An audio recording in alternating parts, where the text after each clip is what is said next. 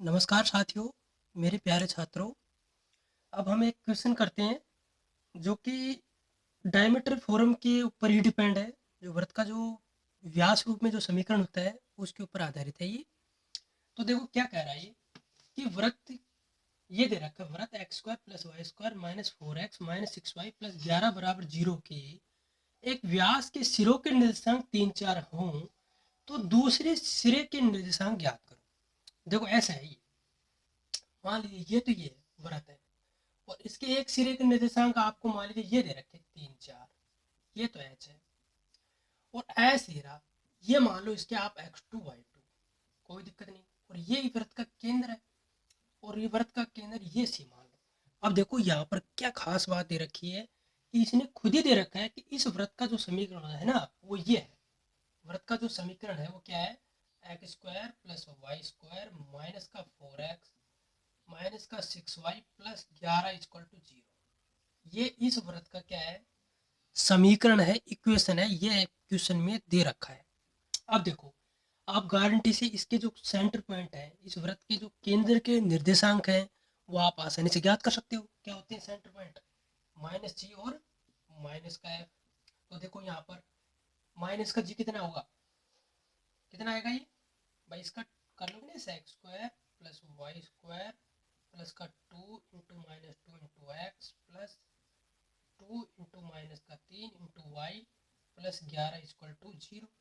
ये तो एफ और ये जी, 2gx, ये जी और ये एफ। तो इसके आगे क्या लगा दो, माइनस का जी, तो कितना आ गया 2 और 3। ये तो सेंटर के कोऑर्डिनेट आ गए 2 और 3। तो यहाँ लिख सकते हो आप 2 3, सेंटर कोऑर्डिनेट कितने आ गए 2 3। अब देखो हमारा जो एम है वो क्या है, x2 y2 को फाइंड करना। किसका क्या फाइंड करना, x2 y2, क्योंकि एक सिरे के कोऑर्डिनेट तो एच दे रखा है 3 4 और ये हमें दे नहीं रखा है, तो ये हमें ज्ञात करना है। तो देखो कैसे याद करते हैं। देखो ये पॉइंट है एस और ये पॉइंट है एच, और एच और एस के मिड में कौन होता है, सेंटर पॉइंट होता है, क्योंकि ये व्यास है। एच एस क्या है, व्यास है। और व्यास का मध्य बिंदु क्या होता है, वृत्त का केंद्र होता है। तो लिख सकते हो आप ये, जो कि व्यास का मिड पॉइंट वृत्त का केंद्र होता है। क्लियर।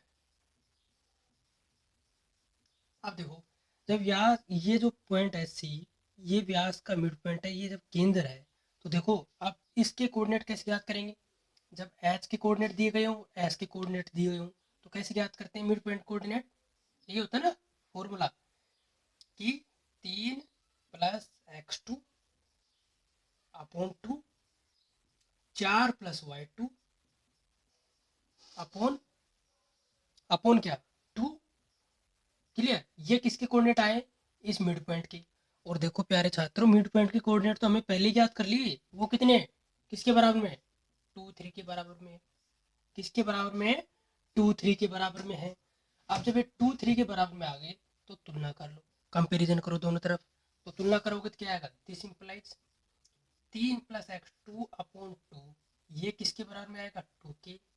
और 4 + y2 अपॉन 2, ये किसके बराबर में आएगा 3 के। क्लियर। अब देखो यहाँ से इसको सोल्व कर लो, कितना आएगा, this implies 3 + x2 = 4। Clear. 3 + x2 = 4। Clear, दिखाई दे रहा होगा ना आपको। और यहाँ से देखो, और यहाँ से क्या आएगा, 4 + y2 = 6। 4 + y2 = 6। तो यहाँ इसको सरल करो तो x2 की वैल्यू कितनी आ गई, दिस इंप्लाइज x2 बराबर आ गया 4 में से 3 गया तो 1। और y2 की वैल्यू कितनी आ गई, y2 = 6 में 4 गया तो 2। तो इस कोऑर्डिनेट कितने आ गए, इस पर एस के जो कोऑर्डिनेट वो क्या है हमारे पास 1 और 2। क्लियर। तो ये बात समझ में आ गई होगी आपको। दोबारा देखो इसको, देखो मिड पॉइंट ज्ञात करने का क्या तरीका होता है। तो आपको फॉर्मूला हमने बता रखा है, जो हमने पढ़े थे ना, जो रेशो फॉर्मूले पढ़े थे हमने, ध्यान दिया हो तो आप, है ना, बाह्य विभाजन और आंतरिक जो विभाजन थे, internal division formula, external division formula, उसमें ये था ये चीज़ें। तो देखो ये पॉइंट कोऑर्डिनेट है x1 y1, ये कोऑर्डिनेट है x2 y2। तो इस यदि इसको किस अनुपात में रेशियो डिवाइड कर रही है, 1:1 में यदि डिवाइड कर रही है ये पॉइंट P, तो इस पॉइंट P के जो कोऑर्डिनेट आएंगे वो कितने आएंगे, x1 प्लस x2 अपॉन 2, इस पॉइंट P के y1 प्लस y2 अपॉन 2, ये इसके कोऑर्डिनेट आते हैं। तो हमने वही किया है, तो इसके कोऑर्डिनेट 3 4 है, इसके कोऑर्डिनेट कितने x2 y2 है, इन दोनों को क्या किया, डिवाइड किया, मतलब इनको जोड़ करके 2 का भाग लगाया, तो 3 प्लस x2 अपॉन 2 और 4 प्लस y2 अपॉन 2। और ये तो पहले से दे रखा हमने, इस फॉर्म इससे वृत्त का जो समीकरण है उससे हमने इस वृत्त के केंद्र तो पहले ही याद कर लिए थे हमने, तो वो कितने आए थे हमारे 2 3 के बराबर। तो ये पूरी राशि किसके बराबर है, 2 3 की। तो हमने यहाँ से तुलना की, तुलना करने पर x2 की वैल्यू 1 आई और y2 की वैल्यू क्या आई, हमारी 2 आई। तो इस पॉइंट 1 2 x2 y2 की जो कोऑर्डिनेट आगे क्या है 1 2 आ गए। क्लियर।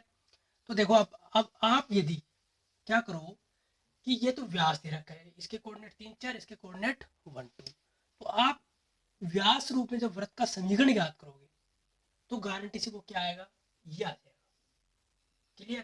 तो करके देखना आप घर पे जाके कैसे करोगे इसको, व्यास रूप में जब करोगे तो ये फॉर्मूला था x माइनस x1, x1 कितना है 3, x माइनस x2 कितना है 1, प्लस y माइनस y1 कितना है 4, y माइनस y2 कितना है 2, इक्वल टू 0। इसको सरल करना, जब इसको आप सोल्व करोगे तो देखना यही आएगा।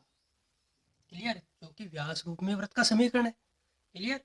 तो यदि आपका एग्जाम में ऐसा तो आएगा नहीं सीधा सीधा क्वेश्चन भाई व्यास रूप में इस वृत्त का समीकरण याद करो, ऐसा नहीं आएगा।